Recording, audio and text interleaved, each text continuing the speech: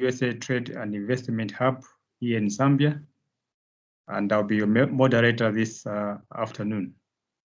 And welcome you all to our webinar, basically looking at e-commerce opportunities via Albert Scott and Amazon in terms of our markets to the US.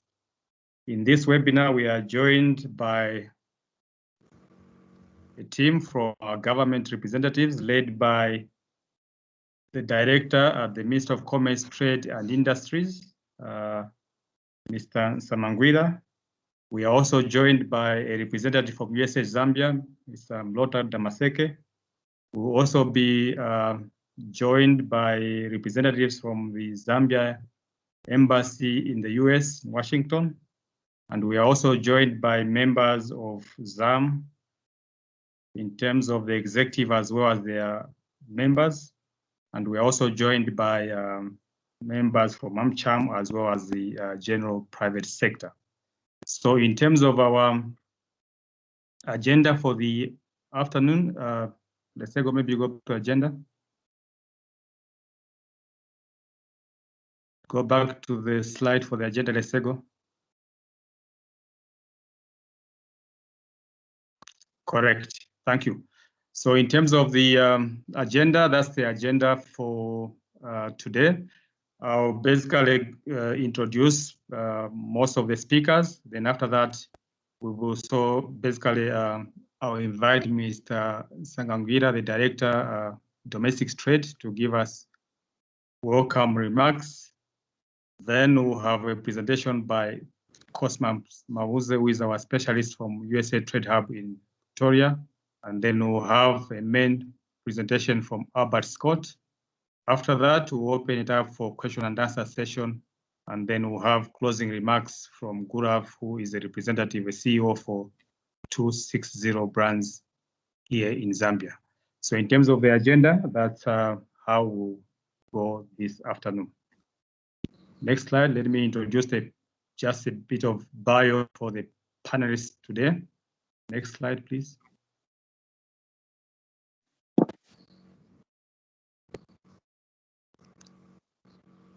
Thank you. So like I said, Mr. Samangwira is the Director of Domestic Trade at the Ministry of Commerce, Trade and Industry. He has got a lot of experience in terms of trade and investment climate in Zambia. His present portfolio is basically Director at the MCTI. He will give us opening remarks to the webinar. Next.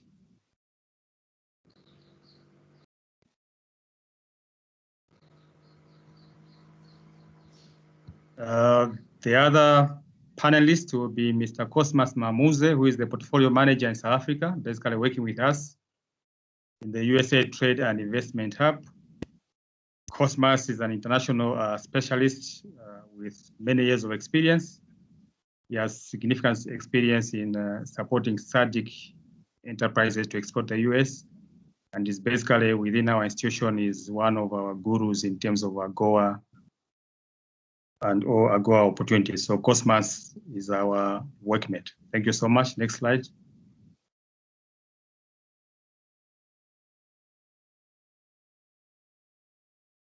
Our main guest speaker will be Shlomo from Albert Scott. So Shlomo and Albert Scott are our partners on the e-commerce initiative, and through them we reach out to Amazon. So Shlomo will be the main speaker for this afternoon. Next slide.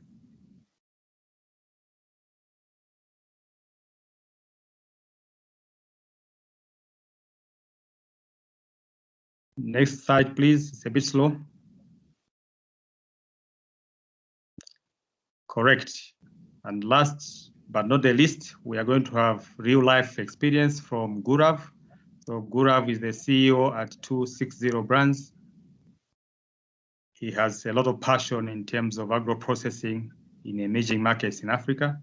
And we've been working closely with Gurav to make sure that we basically support trade between Zambia and the region as well as the US. And Gurav is one of the pioneer beneficiaries of the work that at the work that Albert Scott is doing in collaboration with Amazon. So he will give us some examples of real life stories. So with those few introductory remarks, let me hand it over to Mr. Samangwira, Director at MCTI, to give us his opening remarks. Mr. Ngwira, sir.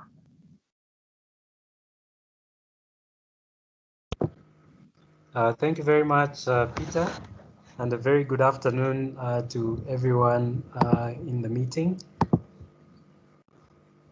Yeah, so I think I would like to start by giving a brief background to why we are meeting today.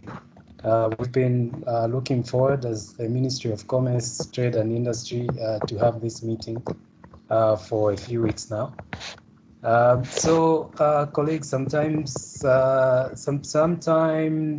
in the first week of February, we had a meeting with the USAID Trade Hub, and during that meeting, we were looking at opportunities that our businesses here in Zambia can fit in terms of exporting the various commodities to the United States and other countries. Basically, we were looking at opportunities that the e-commerce presents, and we were quite excited to have that meeting, as the Trade Hub indicated to us that, you know, there's this partnership that they have with Albert Scott from the United States, who is a leader in terms of e-commerce management on Amazon. And from our engagements, we learned that there was an opportunity for our partners, the private sector in Zambia, to enhance their market access to the United States and also other countries through Amazon. And through that, we were quite excited, because that really speaks to some of the work that we've been doing at the Ministry of Commerce, Trade and Industry. Perhaps before I go into this opportunity and what it means to us, I want to briefly talk about some of the initiatives that we have done as government in terms of enhancing the market access for our businesses in Zambia. I think as most of you are aware from the private sector, as government, we've invested quite substantially in expansion of ICT infrastructure. We've built over 2,800 communication towers across the country. We've enhanced the legal framework through enactment of the data protection bill. We are, I think, the last few days we've heard of the cyber security and cyber crimes bill, and I'm sure most of us already know about the electronic transactions and e-commerce bill that you know will soon be law. These initiatives are meant to create an environment where we as businesses can trade efficiently online without having the fear of losing out, or without having the fear of encountering fraud.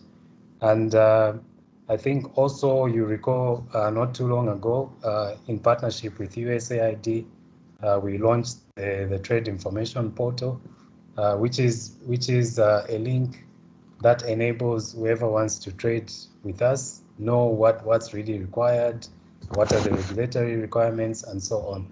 But ladies and gentlemen, I want to say that all these investments mean nothing if we do not invest ourselves into asking ourselves, what does this mean for our businesses? And as such, this presentation that we'll have this afternoon will talk about that opportunity that has come with an expansion of our businesses through electronic commerce and some of the opportunities that presents. So I'm glad that you've all made it, that you all managed to tune in and listening into this webinar. I think it will be very useful as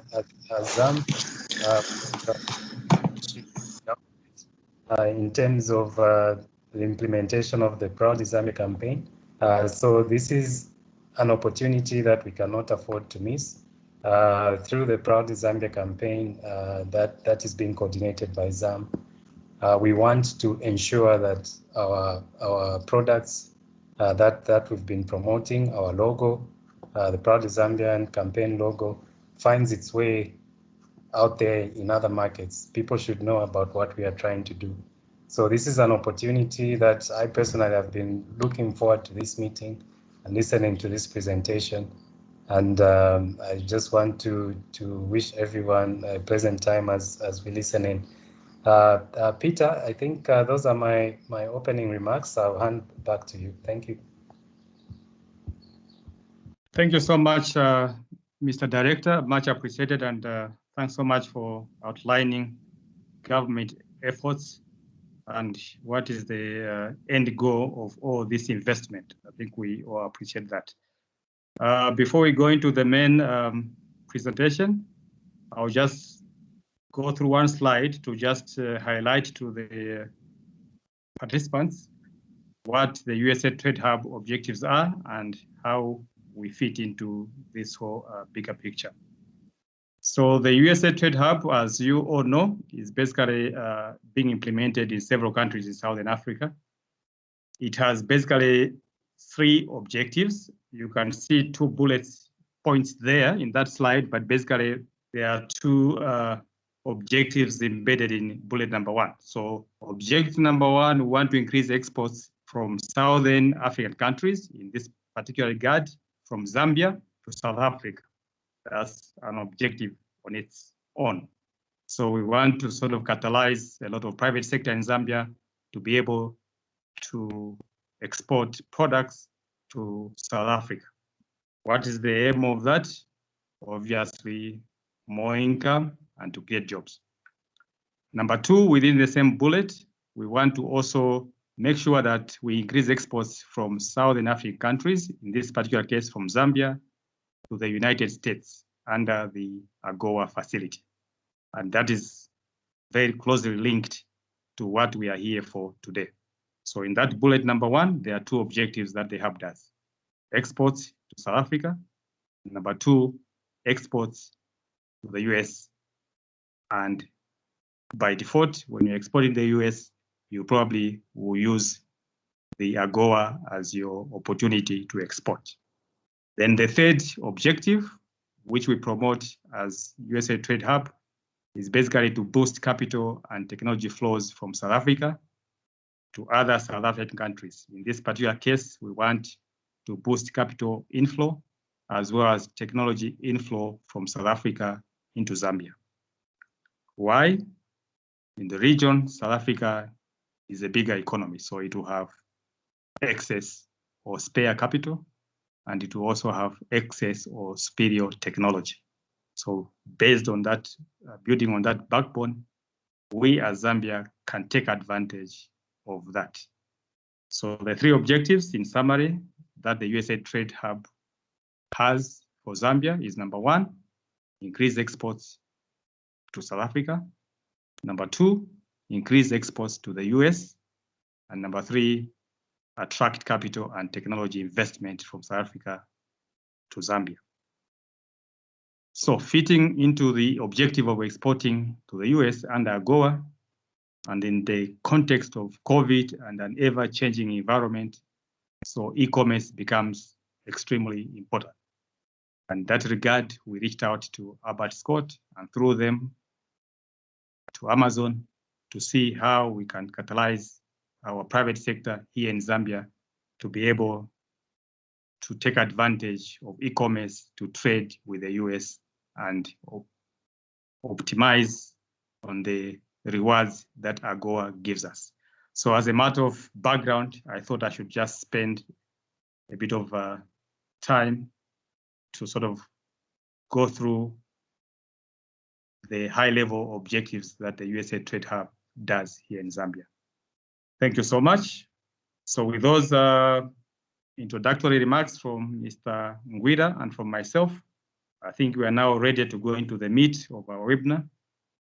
In that regard, I'd like to invite the next presenter to sort of, let's move the slide, please.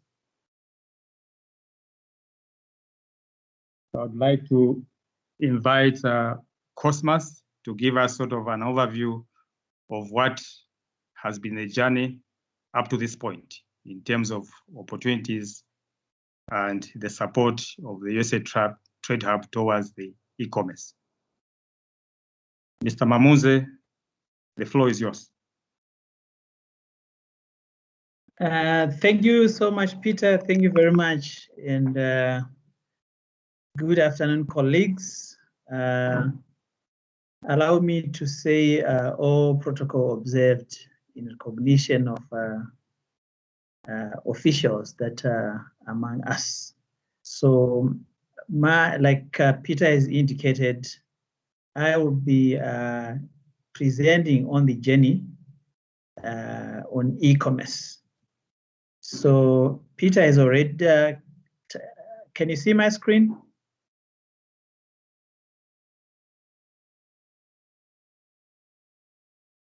Hello, Peter, can you see my screen? Yes, we can. Perfect, thank you. So Peter has already touched on the USAID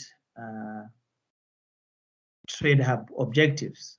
So I'll skip that, but just to say the reason why we are here is the objective number 3, which Peter has touched on, which is sustainable utilization of AGOA. So looking at exports from the region to the United States, in this case from Zambia to the United States, and under the African Growth and Opportunity Act.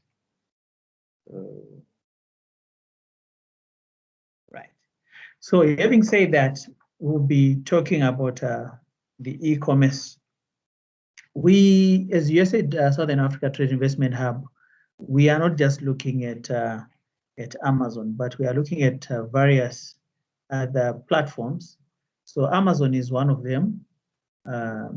Through Albert Scott, we had a webinar last year on the 30th of June, where Albert Scott presented to the region, and I will talk about that later.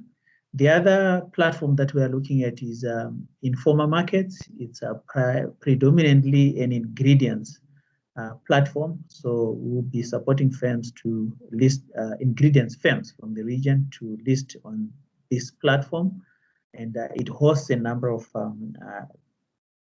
big companies, including manufacturers that are looking to source ingredients. We also have a partnership with the US Organic Trade Association, and they've allowed us to list firms that have got the US National Organic Program certification to list in their online directory. And some firms, 15 from the region, have already listed. So if there are firms that are NOP certified, that is for the US, please talk to my colleague Peter and his team, and we can submit your details to the Organic Trade Association in the US. We also have the African Trade Platform, which is a platform designed as a partnership between USA Trade Hub and a company called Self-Based in South Africa. So talking of e-commerce, so this is a $365 billion market or revenue generation in the US in 2019. And the US is considered the second largest market for e-commerce. So it is ahead of Japan and behind China. And with an increase of 16% the e-commerce in the US contributed to the worldwide growth rate of 13% in 2019. And if we drill down further, now talking about Amazon, the platform itself is considered to have a 37% market share. That is in 2017. And the projections are that in 2021, by 2021, it would command more than 50% in terms of the entire e-commerce retail market gross merchandise volumes. So it just tells a story that we are dealing with a big entity. So in terms of Albert Scott, I'm not going to say much. I've indicated that we started working with them last year. We had a workshop on the 30th of June. And following that, we selected 5 firms from the region to be part of the pilot listing. And these include Coty Chocolate from South Africa, Dongi Milk Industries in Botswana, Eswatini Kitchen from Eswatini, My Body Guru in South Africa, and our own 260 brands from Zambia. So these firms have been listed. So Albert Scott will separate it out for us, but the firms have been listed. Some have gone live because their products are already in the US, and for those whose products are still to get to the US, their links or their pages haven't gone live yet, right? And so this year, our financial year, we're looking at supporting about 40 firms from the region, and the first wave, or it's a phased approach that we are taking. So the first wave is by 31st of March. Then those that can't feature in the first wave or the first phase will feature in the second phase. So that will be April to June of this year. Right. So I'm not going to say much about 260 brands, but we are glad that it is one of the Zambian firms that participated in our pilot exercise, and they've shipped, and we waiting for the arrival of their shipment, and so that the products can be listed. So obviously we'll be hearing from them, and it will be good progress or milestones that we'll be paying attention to. So what does it mean to list on Amazon? It's there are cost implications, of course. Albert Scott will touch on this, I'm sure. So there are 3 packages. The first, which is the basic silver package, is 5,000. Yeah, we negotiated 5,000. Then platinum level, which is 16,445.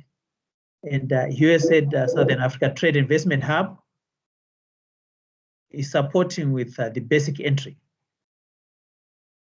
It's also important to note that there is certification that is required. If your products have to have, if it's food, they have to have a food safety certification. If it's cosmetics, there are relevant certifications that are required for one to be able to export to the US. And the other thing is the exporters, the companies must be export ready. Let me expand on this a bit. We know companies would want to take advantage of various markets, but if one is not ready, then it defeats the purpose. So what we have witnessed is firms want to take advantage of Amazon, but if you are not ready, then it is not going to happen. If it's food related and drug and cosmetics related, your facilities must be FDA registered. And just to explain here, it's not FDA approved, but FDA registered. So you register in your facility, and this is something that companies can do on their own. don't need to get an expert to do the registration. Then obviously one has to be aware of the US market, the dynamics that obtain in the US market.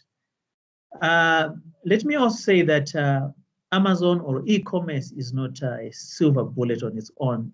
It's not going to solve everything. You also need to pursue other channels. So a multi-pronged approach is also recommended. Yes, list on e-commerce, but also try and pursue the brick and mortar channels. Right, so here I'm going to talk about the support that we extend to exporters.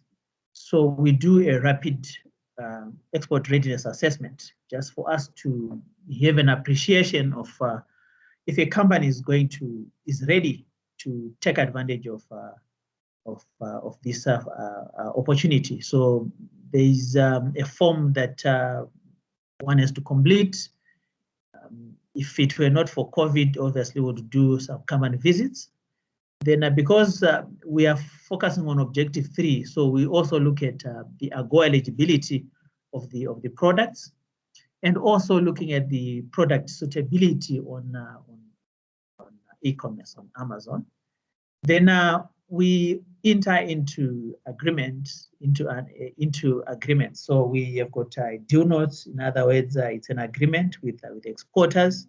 We would want to monitor progress, and we would want commitments from yourselves to say, yes, you are supporting us. So in return, this is what we're going to furnish you with. At least on a quarterly basis. So we'll be monitoring progress. And like I indicated, we are offering, we're supporting with the silver program, the silver project package, sorry. So when it comes to Zambia, we are looking at, we are targeting 10 export-ready, qualified Zambian firms that are eager to list on Amazon.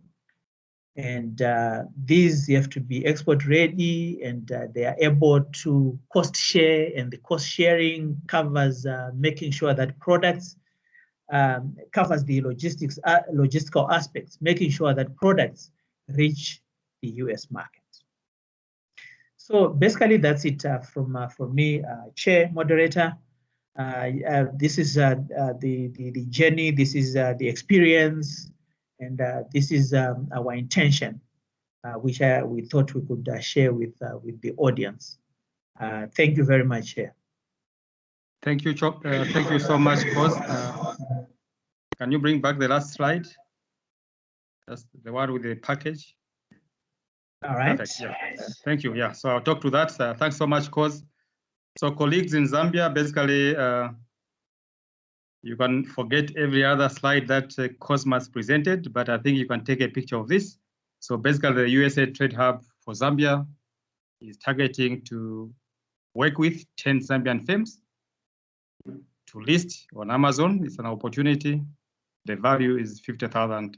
So basically, we are multiplying the silver program, $5,000 by 10 entities to come to the 50. And like he said, that's for the export-ready companies in Zambia to consume. You can participate in the first wave if you are ready.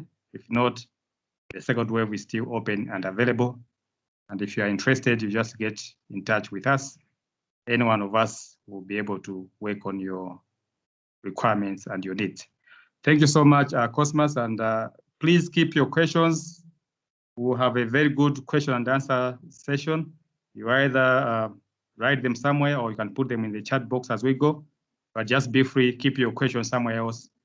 We'll have a time for questions and answers. So at this point in time, we are doing quite well for time. We are spot on. Can I give the floor to Shrom, who is basically from Albert Scott, to give us his presentation. Shrom. Thank you so much. I appreciate it. I hope everyone can hear me. I appreciate it, everybody that made this happen. This is obviously an opportunity for myself as well as an opportunity for, the different brands and firms that are here today. I think that we're facing an interesting time in the world. But let me jump to my presentation here and allow for a little bit of a deeper dive into what Amazon has become, what the greater opportunity here is for the different firms. So thank you all for listening today, and I appreciate everyone taking their time to join us. But give me one moment while I find my piece here. Let me see if this works, and we should be on. All right, so thank you all for joining. This presentation is going to be a top-level presentation on Amazon, on the opportunity on Amazon, and of course get into some of the details. Amazon itself is a complex space.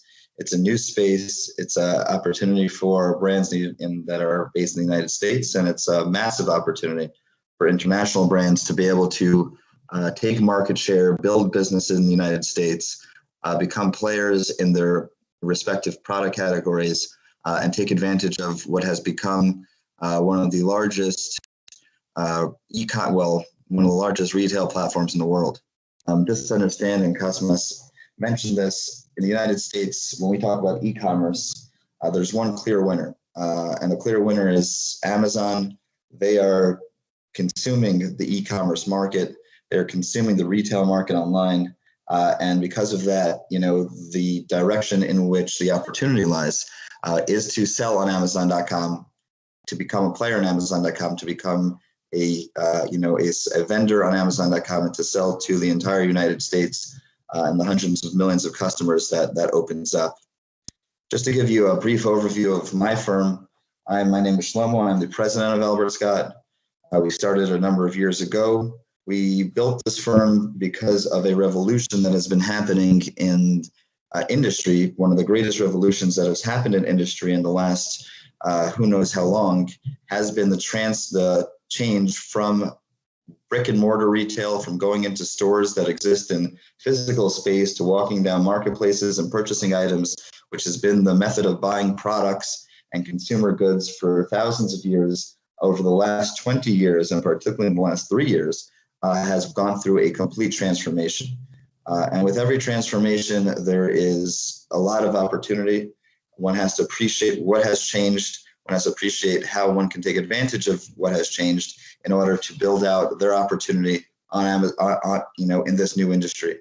So my firm saw this change happening about 7 or 8 years ago. We launched a solution, not really thinking much about the international opportunity, but recognizing that brands based in the United States are going to be under a lot of pressure to build out their overall placement and approach on Amazon.com, a completely new e-commerce site, a completely new retail approach that was going to have to be successful for their respective firms.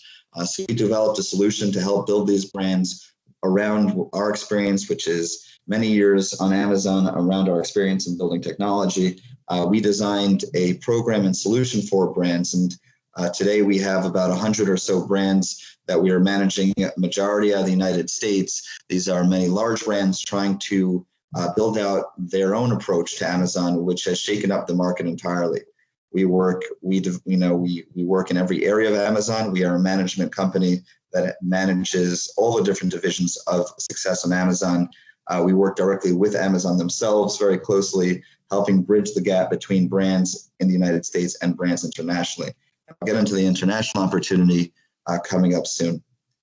Just to understand a little bit about the opportunity, so as I mentioned, one of the greatest revolutions in industry, and certainly in my lifetime and probably in the last 1,000 years or so, has been the change from brick and mortar retail, buying products from physical stores, to buying products online. Today, instead of buying a product in a physical store, a person can sit on their couch, go onto their computer, search something. So they want to buy a new pillow for their bed. They search pillows for beds. They see a whole bunch of different pillows. They add it to their cart. They buy it. Amazon in the United States works with a 2-day Prime. 2 days later, that product is delivered to their house, and now they have that pillow. Obviously, 20 years ago, if a person wanted to buy a pillow, they got up, they went into a car, they drove to their local store, they purchased a pillow, brought it home, and they had the pillow. So this small change doesn't appear to be necessarily such a massive change, but in fact, in industry, it is a complete revolution, and in some regard, is shaking everything up. And this slide, I'd like to talk a little bit about why that is such an opportunity. It is an opportunity particularly for the mid-size brand. What I call the mid-size brand is that, you know, of course, there's been many products selling in the United States for many years. And those products continue to sell and will continue to sell and have built big businesses. But what has limited the quantity of products sold has been the physical shelf space that stores have.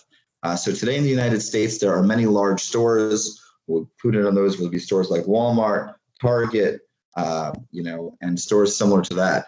These stores, in particular stores in different retail categories, such as Modell's and Lowe's, these are stores that are large warehouses with long aisles and many products offered on these long aisles. Now, if you were to sell pillows, back to that pillow example, if you were to sell pillows, there would be in such a store a long aisle, and part of that aisle would be dedicated to bedding and home goods. And on that aisle, there would be a part of that aisle that would be dedicated to pillows. And there would be maybe 5 or 6 pillows. Now, if you wanted to sell a black pillow, now you would have within that little aisle, right over next to the white pillows, there would be maybe 1 or 2 black pillows. Now, if you were a black pillow manufacturer and you wanted to sell black pillows in the United States, you would have to prove to the retail store why your black pillow is in fact going to sell better than the pillows that they had sold previously, and compete and beat out the other 1 or 2 black pillows that are being offered. Now, this has completely changed. And the reason why that has changed has to do with the way that people now find product. What that means is that going back to the pillow example, what happened 10 years ago or 20 years ago was people went into their car, went to the store, walked down the aisle, found the pillow section, found the pillows that they wanted to buy and purchased it, and only had a choice of 2 of maybe 10 pillows in general, and only 2 of which were black. Now, if we transition to what's going on today and the birth of e-commerce, when that gentleman was sitting on his couch trying to purchase pillows, he said, I really need a black pillow. In fact, I need a black pillow that's fluffy. So he's going to go on Amazon.com and he's not going to type in pillow. He's going to type in black pillow fluffy. And Amazon is allowing him to see 25 products on the first page that are black pillows and fluffy. So what used to be a black fluffy pillow to sell to a customer would have to convince the 1 or 2 spaces that was available for a customer in the retail store, because the retail store only carries 120,000 products. That's the largest retail stores in the country. I only carry 120,000 products. That has completely changed. Now Amazon.com carries close to 400 million products, and what that allows for is for specific products in specific categories to be offered to the American consumer and do some business. So if you had a black fluffy pillow company 20 years ago, to sell it, you would have to really push it in US stores and try to outcompete brands that have been selling previously in a very small and limited space. Today, because of each search, and there are millions of searches, so instead of having a retail store which has 50 aisles, 100 aisles, now we have a retail store which has 1 million search terms.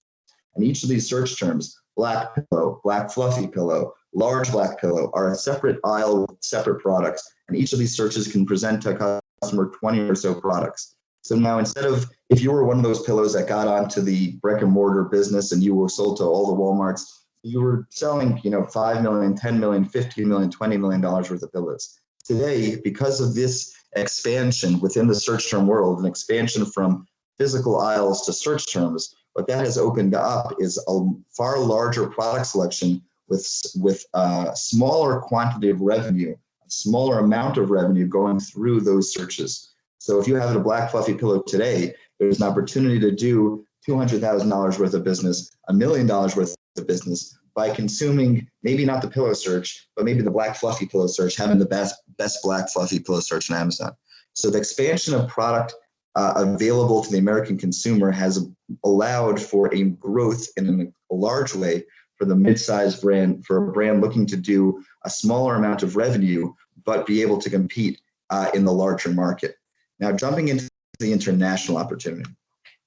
This opportunity, and when we had launched Albert Scott we had no idea, frankly, about this at all. Only after some years in launching a number of brands out of the country did we realize that there's another revolution here that's happening that is a massive opportunity for international brands, an opportunity in which we're pushing everybody here to take as much advantage of as possible and to do what they can to utilize this new universe of retail sales in order to build their business.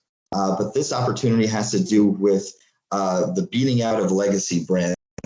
And I touched on this last slide, but I want to focus on this and drop more on this slide. The idea behind that is that today, 20 years ago, jumping to the comparison pre-e-commerce days to what is going on today, if you had a pillow company and you were trying to sell to the brick and mortar space, you would have to convince the buyer of that store why your pillow was a better pillow than the pillow that was being sold for the last 20 years, 50 years, 100 years in their store. And to convince that buyer, many of those relationships were built over 50 years, over millions of dollars of business, of working together in many different ways, and to out-compete and to be able to tell this buyer, don't buy that pillow, buy this pillow, in many cases was frankly impossible. You can't simply walk in and say, hey, this pillow is a pillow made in Zambia. It's a beautiful pillow. And even if in fact it was a far better product with a far better design and far more interesting for customers, to convince a buyer to risk taking this product and replacing a legacy product, a product that had been there for years, would been a almost impossible feat in many cases, and certainly a very difficult piece. Now, Amazon does not work like that at all. Amazon has no buyer relationships. What that means is that Amazon does not sell because they know you. Amazon does not sell because they like you. Amazon does not sell because you've sold to them previously, or you've sold to American consumers previously. In fact, Amazon sales does not even care how big of a company you are in general. What that means is this: what determines how many sales a product does in Amazon? It is not based on how good a product looks or who you know on Amazon or working with me or working with a different agency or anything like that. The only thing that determines the revenue of a product on Amazon is the amount of people that get to your product page, press the add to cart button, and check out and buy the product. The amount of people sitting on their couch purchasing product is the only thing that will determine the amount of units you will sell. And the reason why this is such a massive change and such an opportunity for international brands is, imagine that you were a legacy pillow manufacturer and you sold $200 million worth of pillows since the year 1920, and that's your business. Now, if on Amazon, you actually have to present your pillow alongside every other pillow that exists, and you have to say to the customer, this pillow is better and here is why. And if you convince more customers to add to cart and check out, you'll be the best-selling pillow.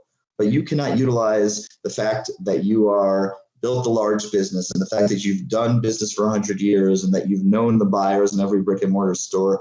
Regardless of that, the only thing that determines how many pillows you will sell is how many people you can convince to buy it based on the pillows that they're presented. And now this is a massive opportunity because this would allow a Zambian pillow manufacturer to go list his pillow on Amazon, present it on the pillow search, and when a customer comes down the search, if he sees a better pillow at a better price, he's simply going to buy that pillow, regardless of the business that this other pillow company had done.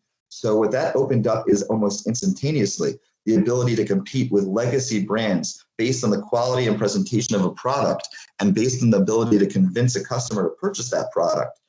And almost in the matter of months, and sometimes even shorter than that, be able to take market share from brands that have hundreds of millions of dollars in the bank, that have done business for 100 years, that are established that are a household name, are now almost back to a restart for them to start convincing customers that their pillow is in fact the best pillow, when until now, 20 years ago, they were only one of 5 pillows on the shelf and had to do nothing of the sort. So this complete turnaround, this complete turnover of what had been retail sales in the United States is in fact a massive opportunity for brands that are not household names, that do not have a foothold in the United States market, to present their products to millions of the customers in the United States, and allowing them to take as much of market share as their product really deserves.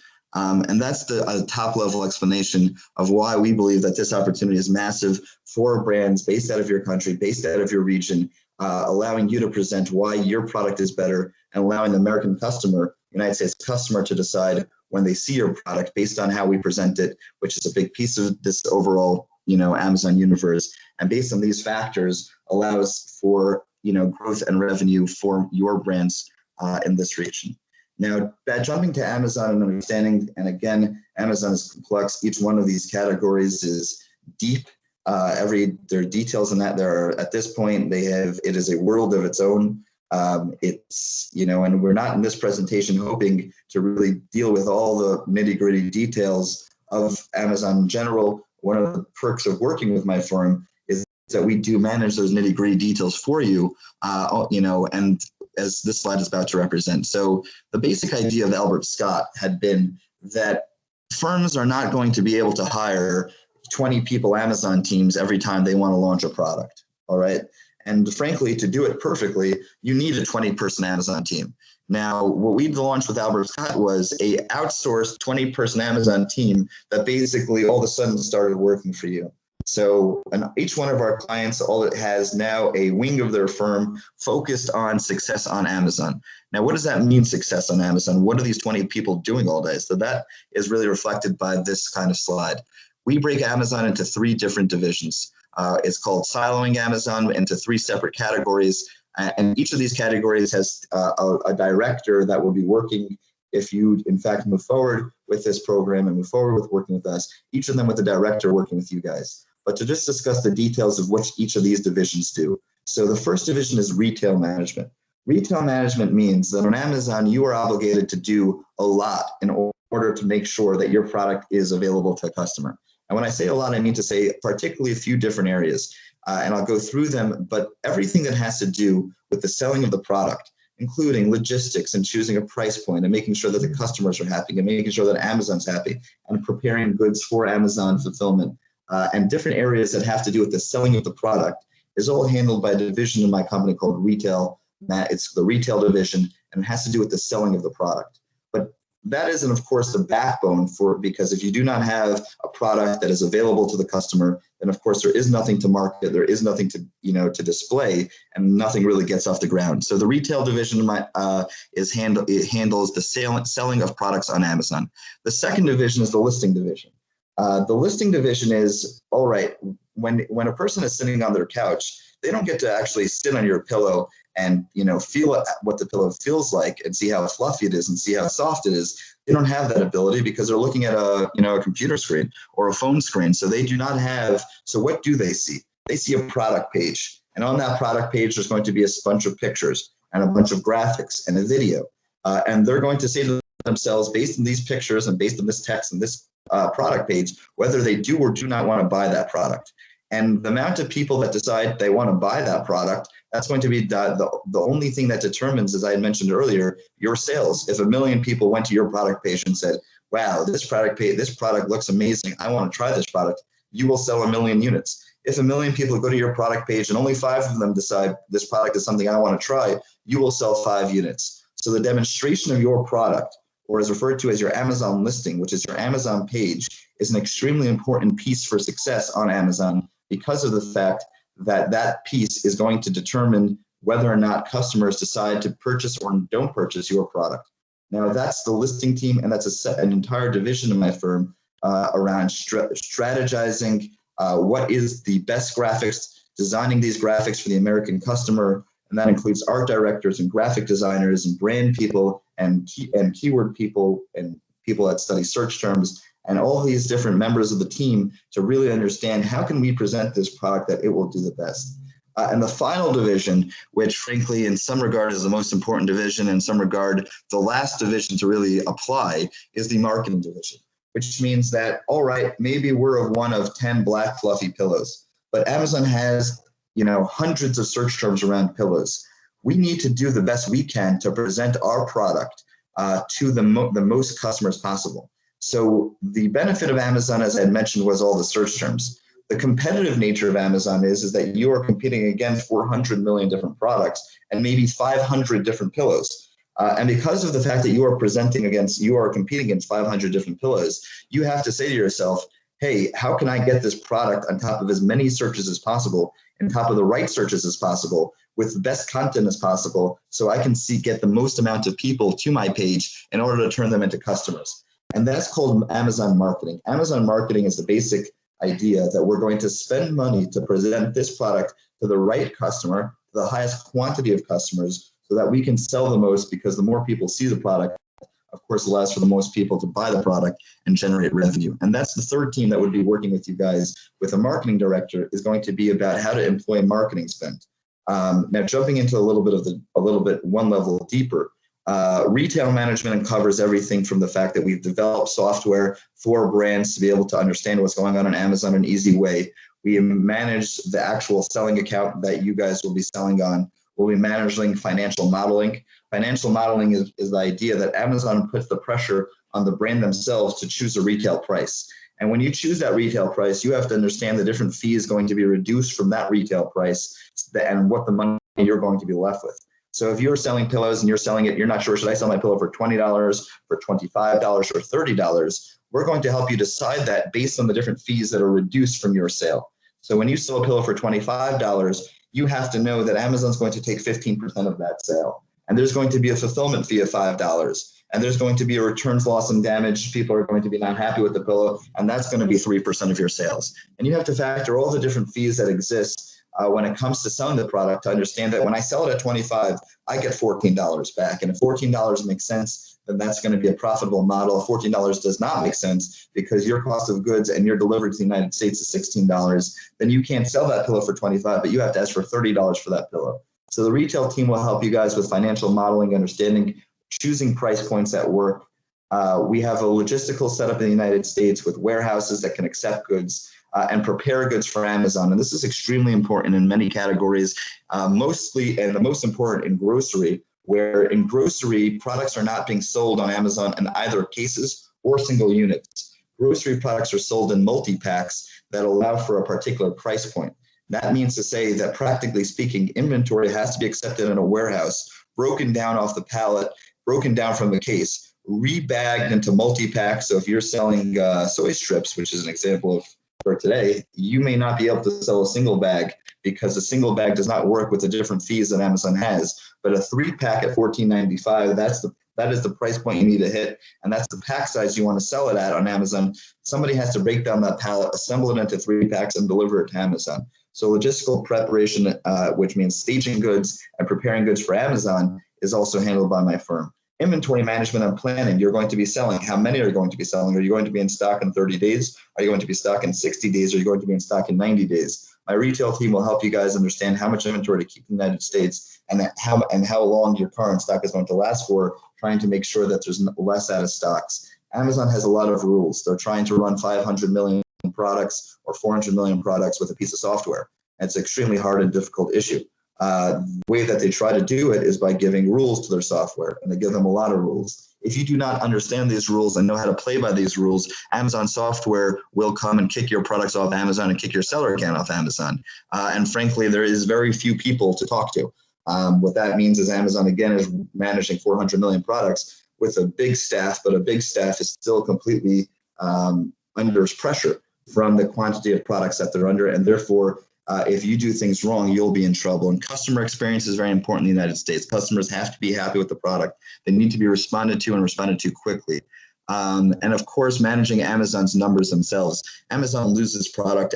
Amazon is doing a very large operation in a very short amount of time. One of the greatest feats in engineering that we've seen in our lifetime. But frankly, at the same time, with a large quantity of error, some of which are reporting and some of which they are not reporting. Keeping track of your numbers on Amazon will allow you to get the money back for the mistakes they make. Risking management is the second division. And that means to say is we got to persuade people, hey guys, this product is a product that you want. All right. So this product is a pillow that you're going to feel it's going to be comfortable on your back. It looks really nice. It's made in Zambia by artisans. This is a product that's going to fit very well in your living room. You have to convince them on that product page to do that. My listing team, or it's referred to as Listing Baby, which is the name of the actual team, is experts in branding, experts in graphic design, and experts in search terms. What that means is that people are going to find your pillow by typing in pillow, but they're also going to find your pillow by typing in, allergy-free, hypoallergenic pillow. What that means is that they're going to be looking for a pillow that doesn't make them sneeze. Now, their listing team has to understand that that's one of the ways that people are going to find their pillow. And when they understand that that's one of the ways they're going to find your pillow, they're going to incorporate that into the product page, into the text of the listing, into the graphics of the listing, to make sure that when people do get to your product through that search, they are in fact persuaded by the actual graphics to purchase that product. Marketing management. So marketing management means to say, developing out a marketing campaign. We need to spend this amount of money to get you on top of these searches. Then they're going to invest that money and increase the search rank of your products. Now your product is showing up on top of Black Pillow. Now we have to do different things to get more people to your page. Let's try to put it up on top of, beautiful Black Pillow, and continuously growing your product. Now, as more people come to and buy your product gets more of a brand name. People start talking about your product.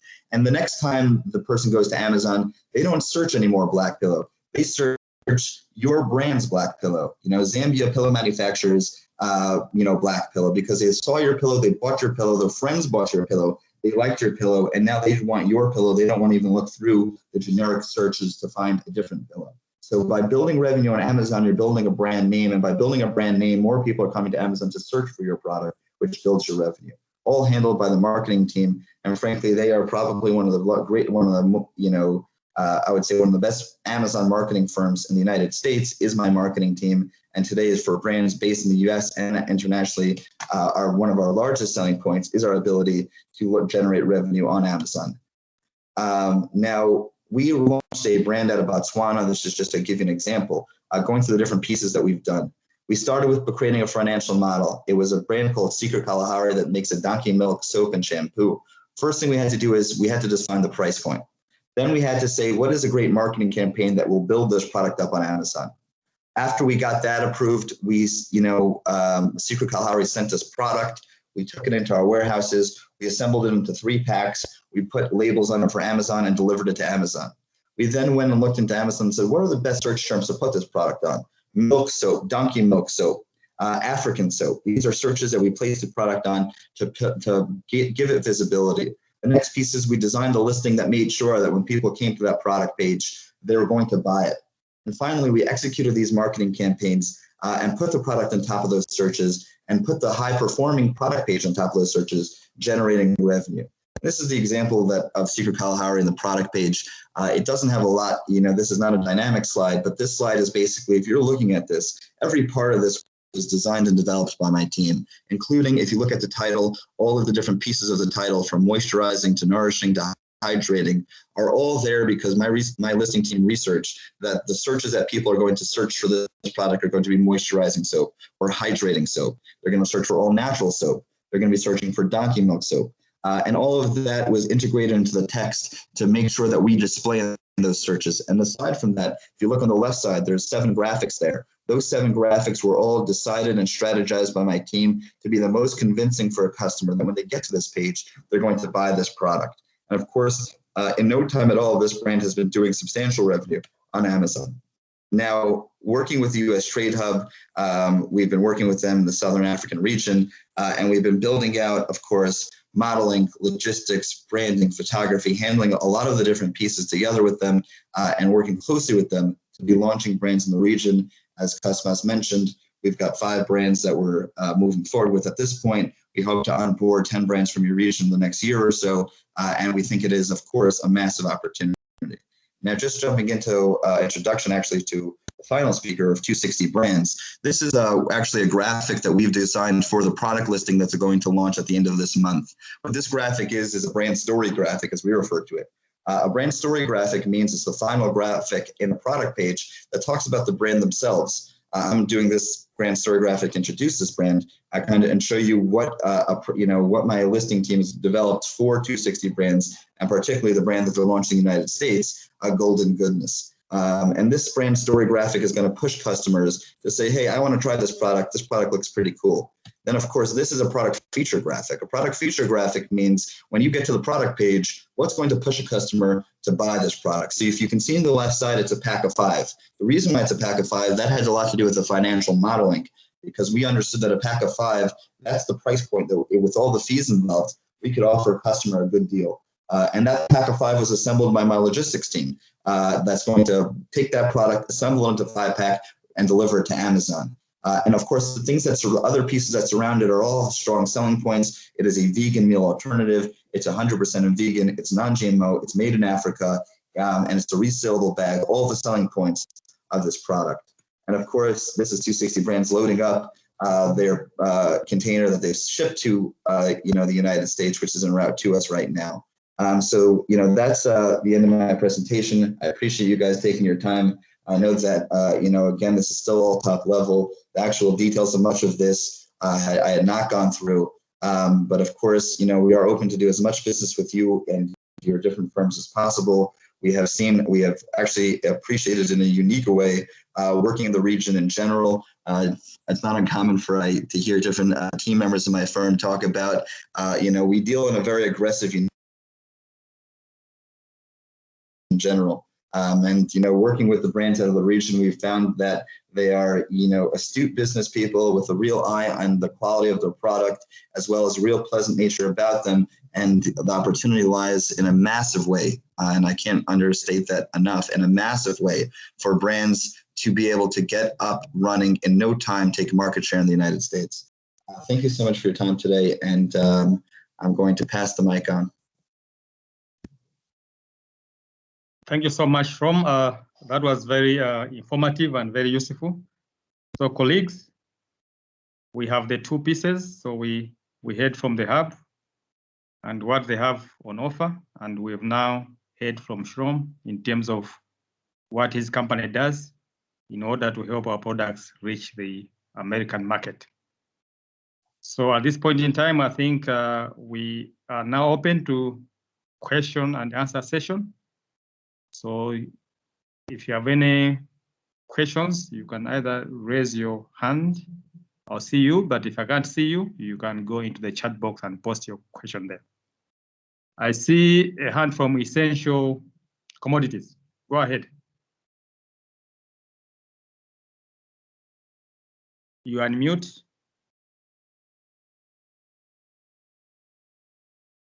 Essential Commodities, go ahead and unmute, please.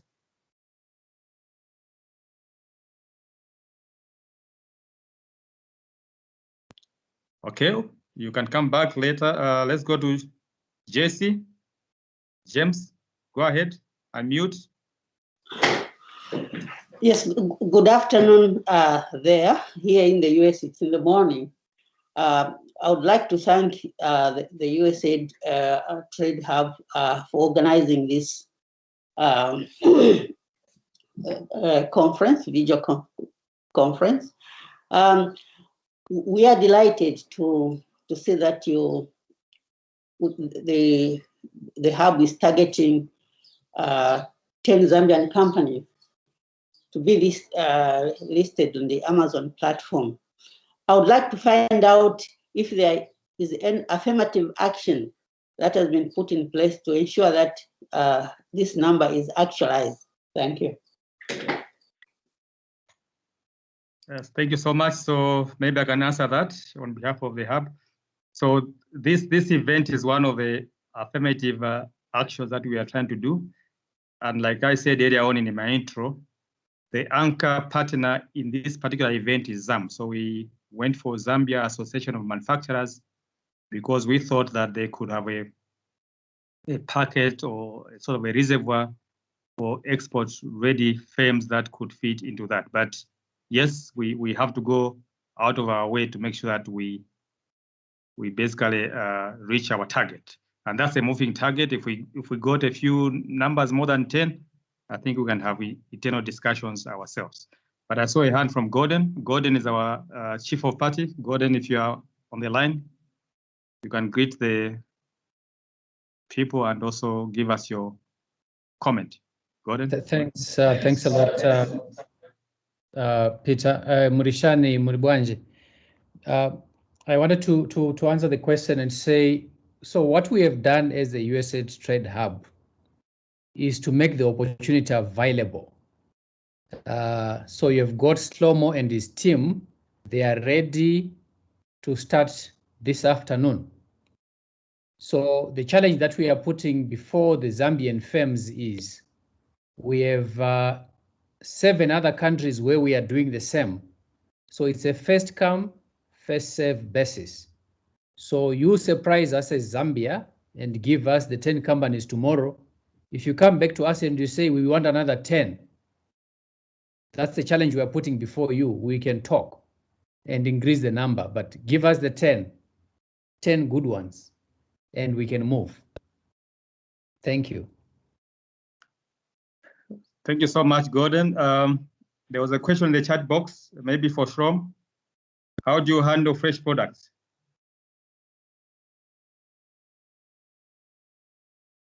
Shrom?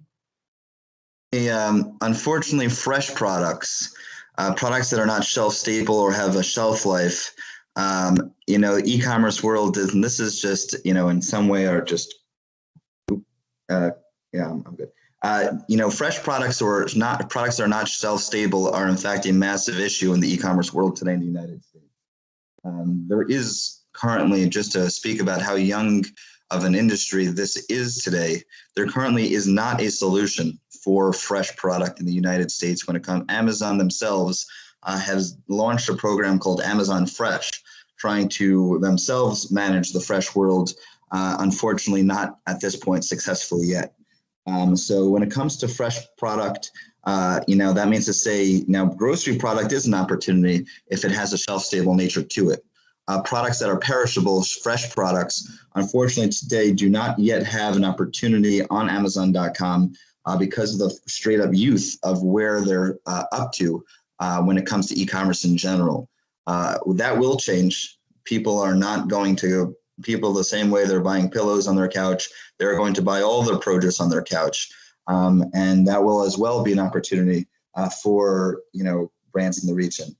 Currently, unfortunately, there isn't so much of an opportunity there. We are waiting for the development of both the technology and practically actually the logistical support to be able to do that. To understand why this is that Amazon only works because they take your product, we deliver it to a single warehouse, and then they go and take your product and deliver it to 200 warehouses all across the United States so that they can efficiently and for a low cost deliver products within a short period of time. But the only way that they can do that at this point is when the product packaging is really just a box and it still takes 2 days, and products must have a shelf life to support this kind of logistical endeavor that they have engineered. When they do have the ability, of course, to deliver a fresh product within their universe, greater than their current offerings in the Amazon Fresh program, which is a very limited program, we'll of course, be interested in doing what we can to make sure that brands such as you, brands interested in doing so, can do well. But currently, unfortunately, there isn't a solution for that. Thanks, Shrom. That's well taken note of. Any other questions, queries, comments?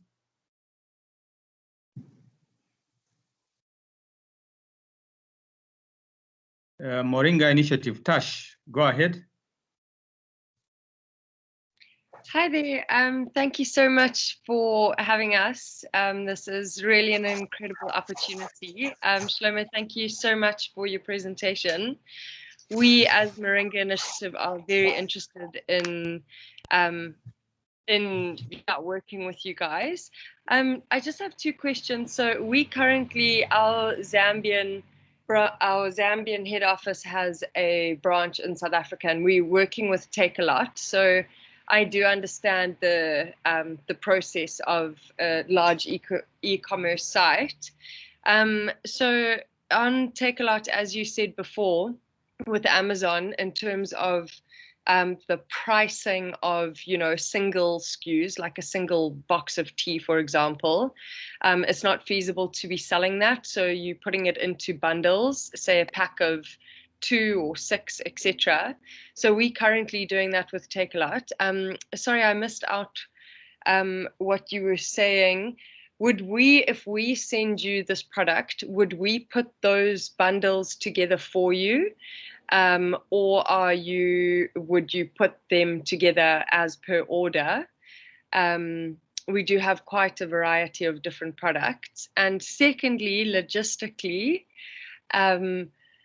how does it work? For example, the previous company has shipped an abundance of stock up to you guys. Is that on consignment base? And yeah, is it just monitored towards the end of the month, rate of sales, and then we do a recon after that? And how do we work out how much we would be sending through? Sorry for all the questions all at once. Thank you so much, Tash. That's the idea for this session, so that we are as clear as possible. Shrom? For sure. Sorry. There are, all three are actually great questions. So the first question, when it comes to assembling the bundles, so the fact we do and can assemble bundles. So if you would send, cases of tea and we would decide to sell them in a 6-pack bundle, we would have the ability for you to deliver pallets, for us to break it down, bundle it in 6-packs and ship it to Amazon. You as well can do that here, and there will be some level of savings on the logistical cost by the fact that it's not necessary for us to go and break down those bundles, but rather you guys did it yourselves. And that actual savings on the logistical cost would be displayed to you on that financial model that I had mentioned, which is what we settle with every brand previous to launching, is understanding what the price point they're going to be they're going to be selling it on Amazon for, and what exactly the fees that are going to reduce that price to what they net. So the answer is we can. To the first question is we can assemble it. We can, of course, you can assemble it as well. If you assemble it, there'll be some cost savings on the sales side, and that will be reflected in your financial model. The second question you asked was with regards to how does selling and payment work with regards to goods shipped. So we are basically facilitating the Amazon sale for you. So to understand what that means is that this is how Amazon works today. Amazon does not purchase the product. Amazon is just a platform that holds the product. When you put the product up on Amazon, if nobody buys it, then there is no financial anything, there's no purchase. Until somebody comes and buys the product is simply being staged on the platform. When the product is purchased, Amazon will take the money goes first to Amazon. Amazon will take that money, reduce their fees from it, and pass it along to us. In some cases directly to you, and in some cases to us, depending on a number of factors. But either which way, the sale price is so they sold it for $15. Amazon received that $15. They took off $4 for shipping and 15%, so they sent you a check for $8. We're going to go and take that check for $8 and pass it along to you at the end of the month for the previous month's sales. What that means is if you sold $10,000 worth of goods in January, you'll receive a check in February. So for the money for the goods sold. Now that's not going to be for the total of the sales amount because Amazon has reduced their fees from it, but it will be for the reduced amount based on the fees that they have taken off.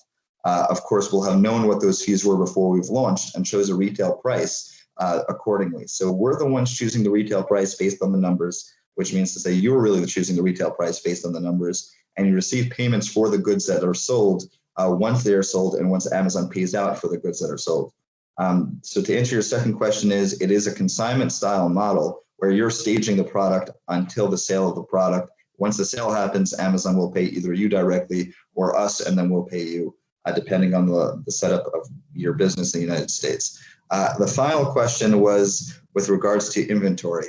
It's a tricky question because, of course, there's a certain quantity of inventory in which you need to hit in order to bring your product down. And we do have warehouses that are able to stage product for a substantial amount of time, as well as stage product for other avenues of delivering products. So if you get into a brick and mortar store, for example, you can utilize the product in our warehouse and we'll happily ship it to wherever you guys are looking to do. So when it comes to shipping product, the first thing that has to be understood is what is the logistical cost of shipping, and at what quantity of shipment does it really become feasible for me to be profitable in the United States. With regards to Amazon sales, the way that we understand what you're going to sell on Amazon is that since each of these products, when Cosmos was mentioning the two programs, so he mentioned a silver program and a platinum program, the big difference between the program is how much money is being spent on marketing on Amazon.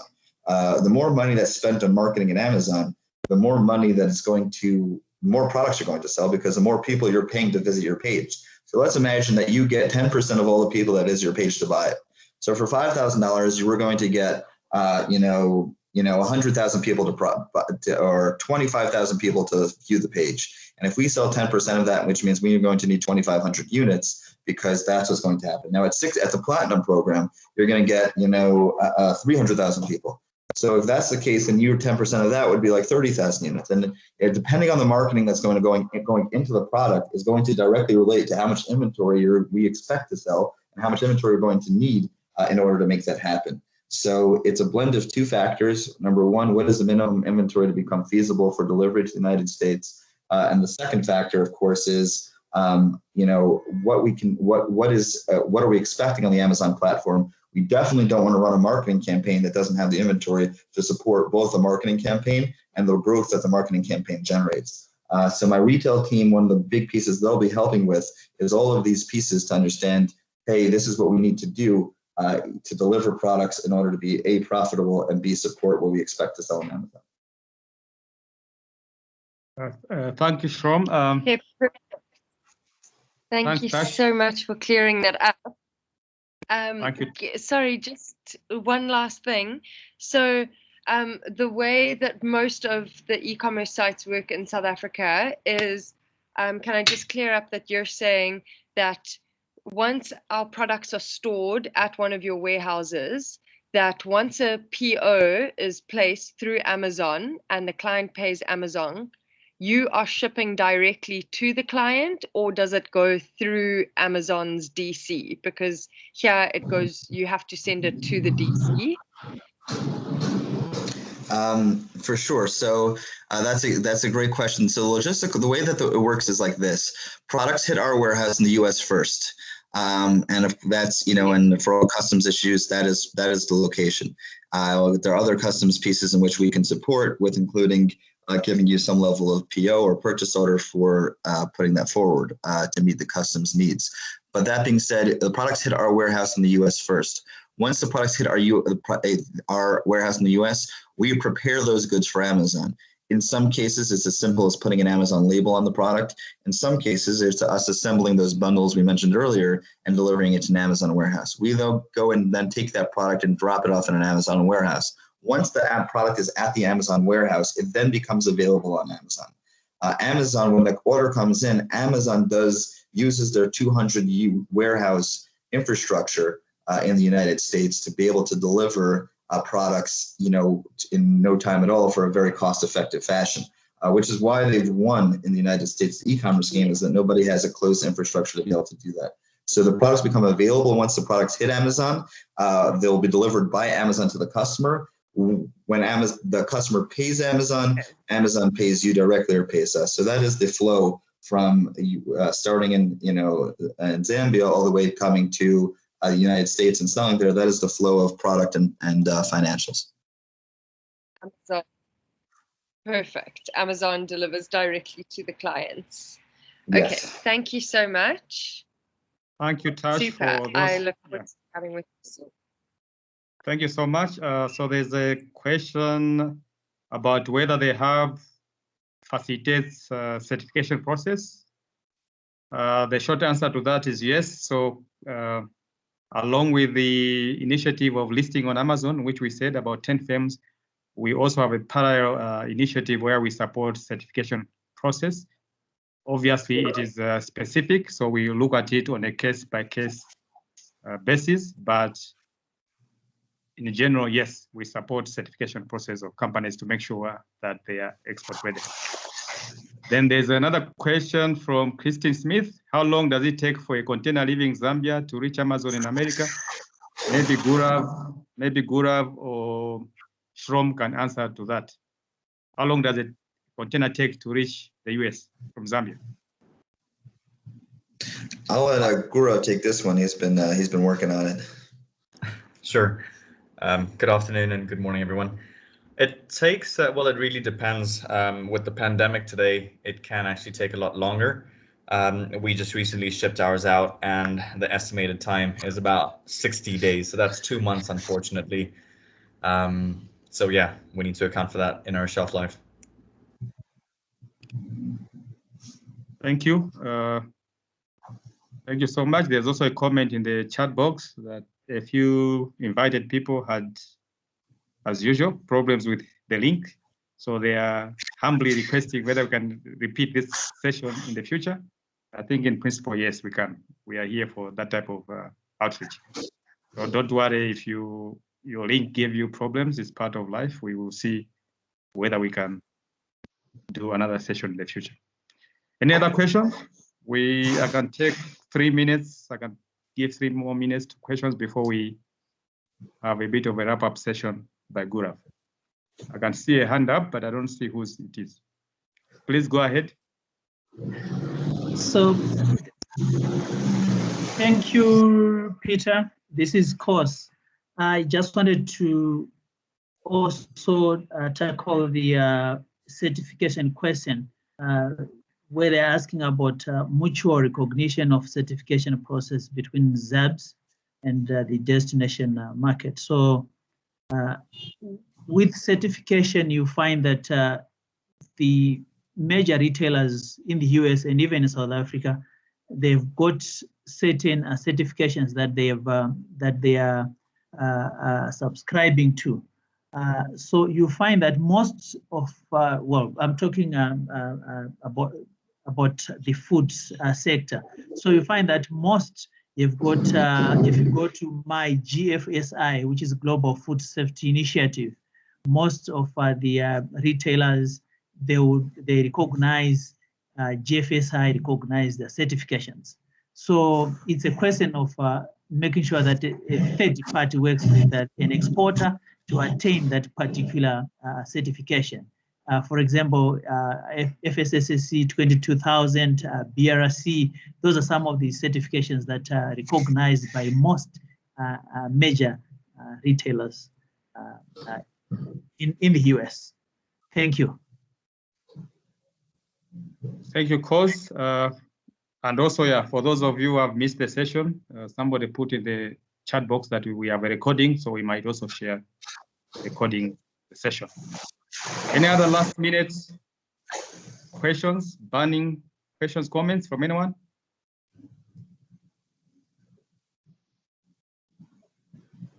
Okay. So,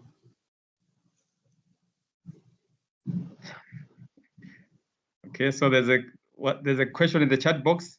What's the process of getting goods inspected before dispatch? So we have a bit of experience there. So it's basically, I'm assuming it's dispatch from Zambia. So it's basically the basic certification. So it's your ZRA, your ZARIs, and all that. But we have with that. So Mr. Nicholas, if you really want to know the process, get in touch with us. We can sort of walk through the pathway and share our experiences so far. So at this point in time, colleagues, we are almost coming to the end of our program.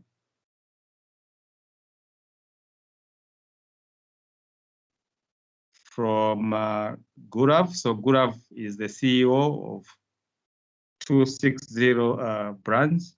The reason why we invited him here is, number one, he's one of the top entrepreneurs in Zambia. They have a lot of experience. And number two, because they have had some recent experience doing business with Albert Scott. So the floor is yours, Gaurav.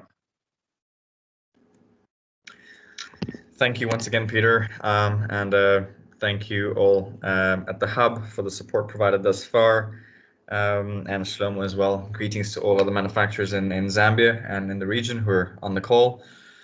I think on behalf of the Zambian Association of Manufacturers, I'd like to say thanks for the opportunity to allow us to be in this platform and also share a few experiences, and I hope it's helpful for all. So as my colleagues may know, we're manufacturers in Zambia based here in Lusaka, and we work with soy-based products for the most part. We were introduced to Albert Scott, Shlomo and his team through the Hub, Cos, Peter, Francis, Golden, everyone who's on the call right now, and that was mid-2020 in the midst of the pandemic. And, fortunately, we acted on it very quickly, given my experience in the US and where I started my professional career as well. So having understood Amazon firsthand from buying everything from shaving cream to laptops, I understand the value that Amazon sort of brings to the American consumer. Given the sort of vision and mission we have as a company, and I believe other similar sentiments can be shared across other manufacturers in Zambia, I believe there's a very strong opportunity for those products, be it groceries, textile, or other manufactured items from Zambia that can be sort of taken to America. So I think collaborating with Albert Scott and understanding the financial model is very important to assess the viability. Obviously, we all have different cost structures, so I think that's very important. One of the things I would want to, bring about in terms of challenges at this stage, because we just recently shipped out, so it hasn't reached Albert Scott yet. So I'm not going to comment on, what happens after it reaches. But naturally, things that you need to consider are obviously freight costs. As we understand, it's very expensive and it takes a long time. We are a land-linked country. Landlocked at this stage, I guess, so it becomes difficult and challenging. So for those in groceries, please keep in mind your shelf life, as you may easily get 2.5 to 3 months sort of taken off your product before it even reaches the US. It is also very expensive, and there's a lot of things to be aware of in terms of how this will be cleared in New York if it has to sort of go through Albert Scott. So, understanding and working with a good CHA agent is very important to understand, what are the different sort of routes and cost structures it'll take before you do your financial sort of analysis to assess the viability. But yeah, I would strongly encourage all to sort of move forward. I think there's a huge opportunity. You need to understand the American packaging legislation, and there are partners that the hub can connect you with who can provide these services. You have to pay a couple of $100 here and there to make sure that the packaging is vetted, it's compliant, and all the claims you're making are okay. I'm speaking more so for the grocery and the processed food products, but I think it'll probably be applicable to pillows as well, as Shlomo spoke about earlier.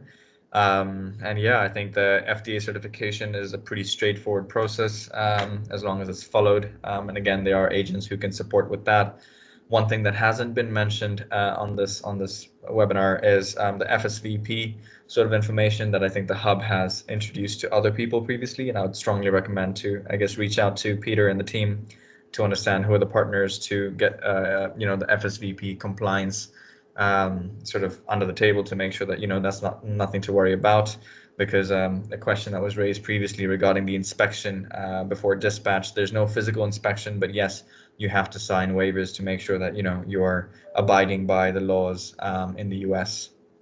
So that's all I really have to say. But if there are any questions, I'm more than happy to share some of the experiences we went through, and simultaneously acknowledge and appreciate the hub and Albert Scott once again. Thank you so much, Gurav. That was inspiring and very useful. We still have 2 minutes. There's a question in the chat box that will probably go to Gurav or Shrom again from Taib. So let's take advantage since we're already here. So Taib is asking in terms of maize and flour millers. So I think they are in the business of milling. So he's saying the general packaging in this part